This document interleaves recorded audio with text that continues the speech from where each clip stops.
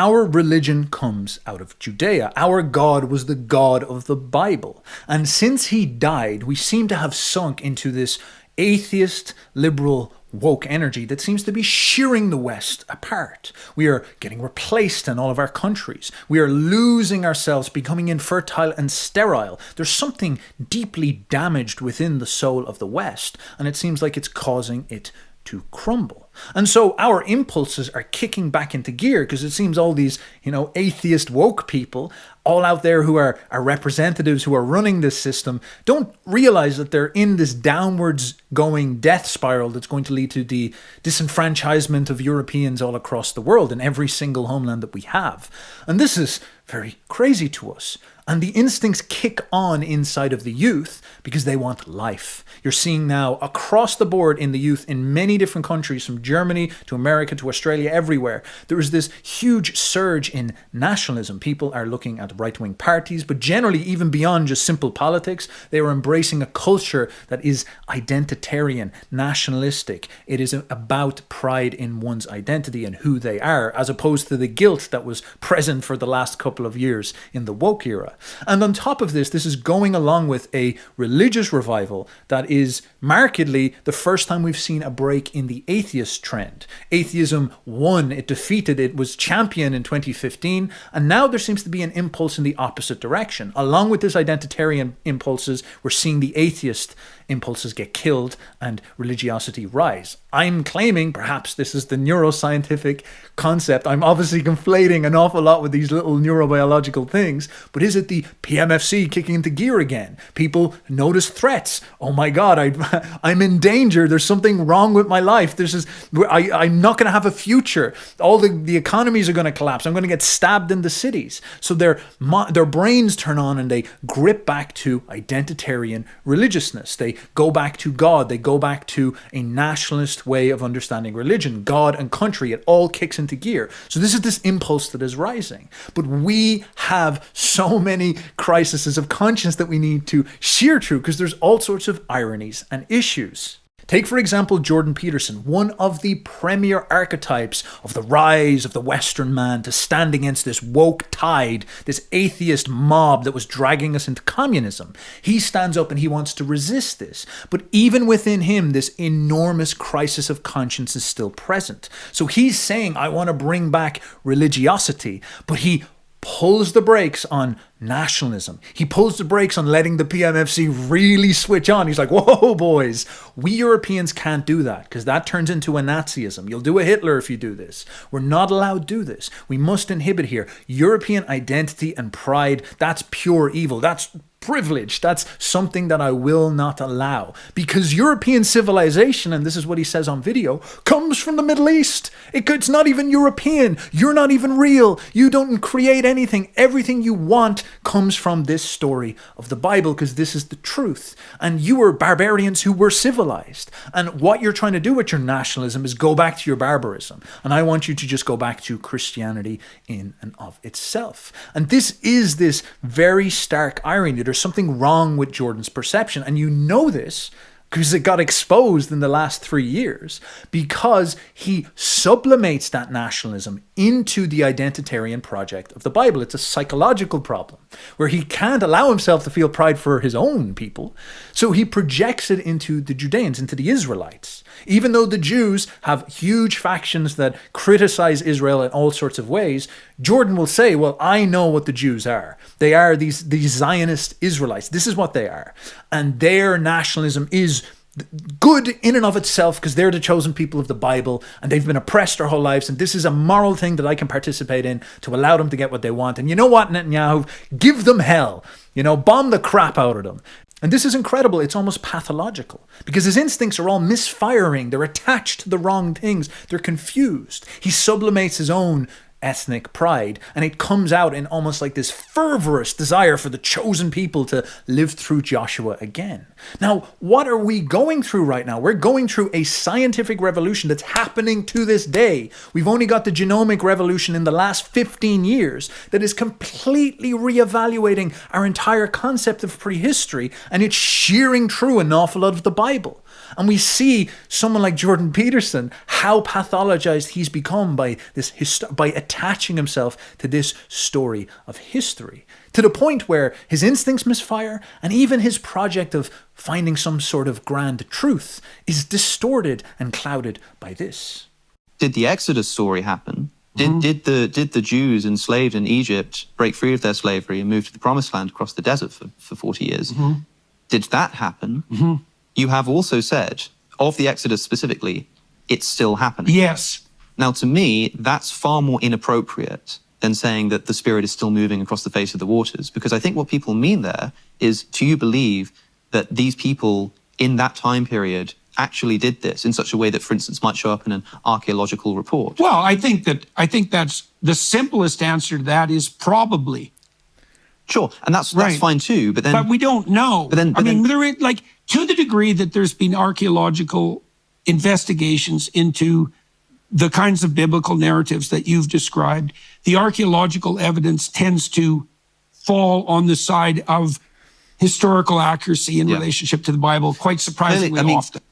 And this is almost tragic because Jordan is living through this woke, chaotic time where the breakdown of Western civilization is happening. And he's trying to grab onto something that's ordered and secure so he can stabilize his own soul and help stabilize the soul of his people. I believe his intentions are somewhat good. And this is something Carl Jung always mentioned. Be very careful denying Christ, thinking you can become a Nietzschean, you can become free from all this nonsense, you can become a new atheist or something like this, because religion is much more than a set of ideas. It's much, much more than that. You can become a Nietzschean, and where are you going to find your wife? What church or community are you going to integrate into where there'll be girls and there'll be people who, can help you through your life? How are you going to find these things? How are you going to find something that's going to explain to you death? What are you going to be like, oh, Nietzsche, I'm dying, please. I want to pray to you to pass my soul into the afterlife. How is any of that going to work? You become incredibly destabilized when you cast off things that religion offers. And what religion offers is often very substructural. It is things like ritual, community, integration, marriage. How is Nietzscheanism going to give your parents a funeral?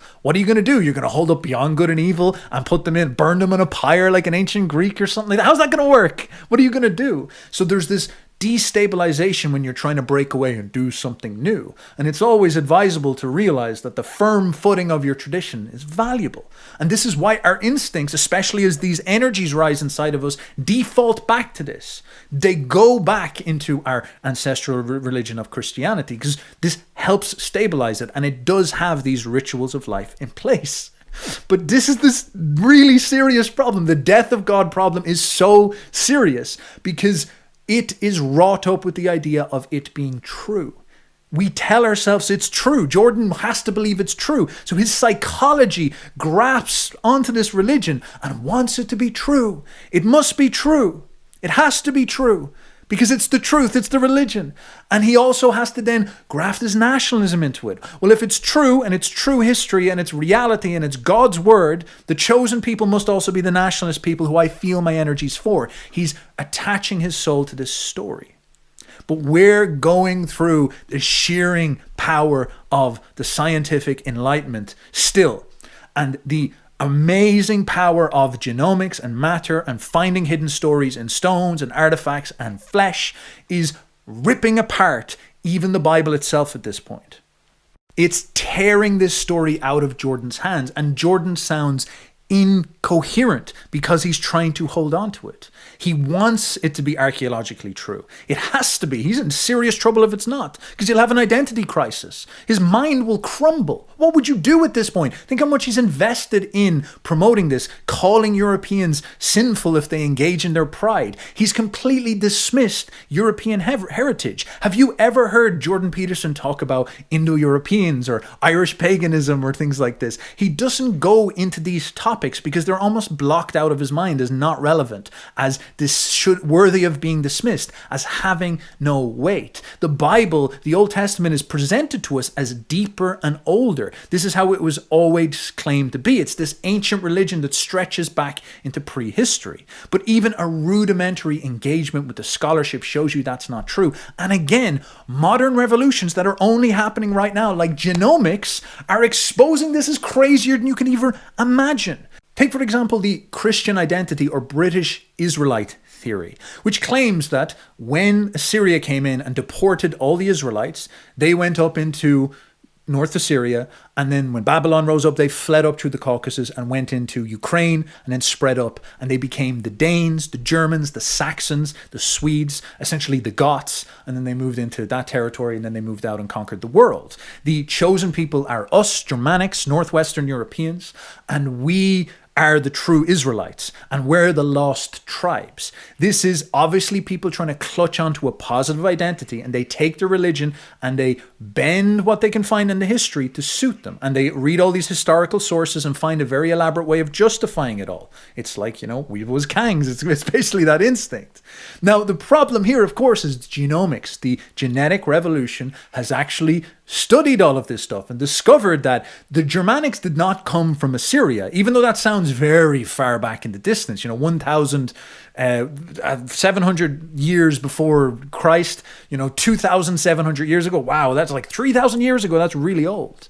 We've done the genomic studies. We've looked at our DNA, and it turns out that the Europeans, the Germanics, the Saxons, the Irish, the French, all of us tribes of Israel, we have been in Europe for 2,000 years before the Assyrian deportations. In fact, our history is so old that allegedly when Moses happened in Exodus, we were already in Europe for 1,500 years. We are extremely ancient, and our traditional pagan religions, which were always treated as redundant, as lies that needed to be taken by Christian monks and bent and connected back to Noah and genealogies of the Bible, it turns out that those pagan myths might have been more accurate and more historical than the Bible. Take, for example, the Irish. We're all staunch Catholics. Irish nationalists are often heavy Catholics. But if you look at our Irish myths, they tell us the story of this successive wave of these strange people coming in, these people groups arriving into Ireland successively. Now, we run the gene studies and we discover that there was an Indo-European conquest that shows up in the genetics, and 90% of modern Irish people come from this wave of Indo-Europeans that came in, the Bell Beakers. This happened thousands of years before anything in the biblical story. And when you look into Irish myth, it is a story of these Fomorian, Neolithic farmer-type characters getting conquered by this arrival of these Tuatha Dana, these conquering Indo-European people. We discover this in the genes. We found people in the ground that confirmed that this was a historical memory.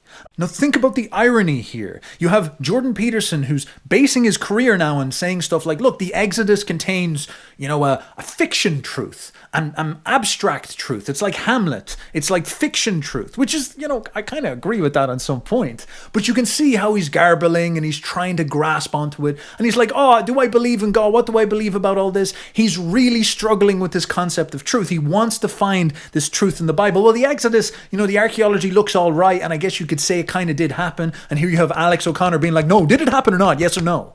Now, if he believed in the European people and he looked into these genomic studies because he loves myths, he wanted to discover if myths are true, is there truth to myths, he would go into the Irish myths and he would go into the various pagan myths and he'd look into them and be like, oh God, yeah, they're true, yeah. They are historical, they have value. The genes have confirmed that the story in the Irish myths was real. It was a historical event that was mythologized. It's completely real. It's grounded. Like, we have it. It's not controversial.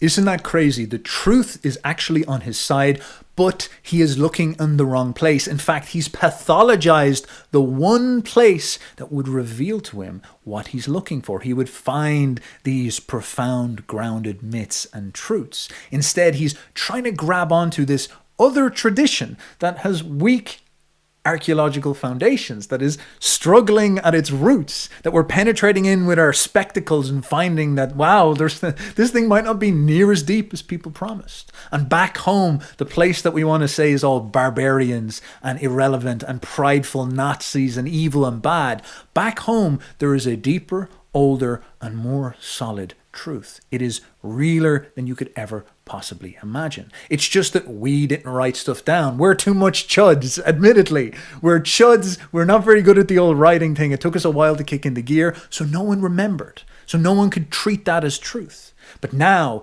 with genes, with matter, we have gained this insight. And this allows me to reach our conclusion, because this circles back fundamentally to a question of respect, self-respect. I read through the Jewish story, I read through the story of the Israelite tribes, I read through this tradition, and it actually gives me this huge respect. I really appreciate this perspective. I love it. I think it's so rich. There's so much in the Bible, even though the archaeology might be a little bit, there is still an amazing story of a people, an amazing way you can watch these people move and weave throughout history and struggle with religious concepts. And even the archaeological conspiracies are fascinating even in and of themselves. It's an incredible thing to study, and it's not going away anytime soon. This is going to remain one of the most valuable case studies of a people in all of human history. It is an incredible asset for our understanding of ourselves.